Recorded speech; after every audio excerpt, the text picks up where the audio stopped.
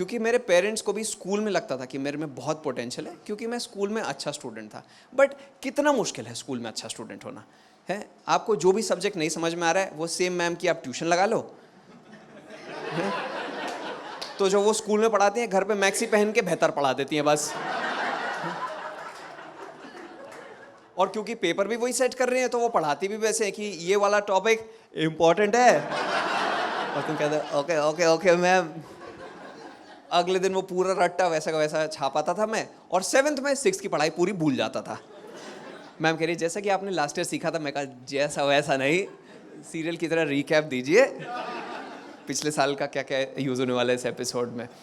तो बहुत मेरे से उम्मीद लगा के रखते थे कि भाई ये तो कुछ बड़ा करने वाला है। तो जब एक्चुअल एप्टीट्यूड का टाइम आया था ना आईआईटी वगैरह सिलेक्ट होने का, तब मेरे पेरेंट्स फुल उम्मीद लगा के बैठे थे कि our son will crack it, he will crack it, इसमें पोटेंशियल बहुत है, ही विल क्रैक इट।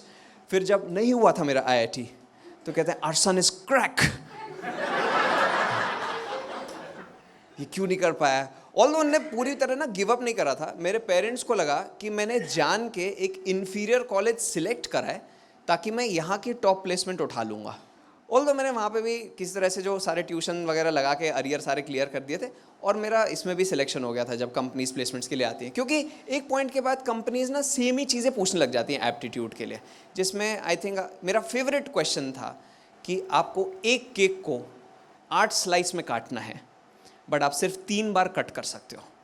ये सुना है आप लोगों ने? ये क्वेश्चन कभी सुना है? कोई है आप लोग? आपने सुना है ना मैम? जिसका इसका आंसर होता है ऐसे ऐसे और एक बीच से तलवार टाइप काट दो तो वो 8 बन जाते हैं। मेरा सारे एचआर से क्वेश्चन है, इसका यूज केस क्या है? तो फिर मैं कंपनी में चला गया और मेरा बॉस इतना सरप्राइज रहता था कि तुम कटिंग एज टेक्नोलॉजी क्यों नहीं यूज कर पा रहे हो?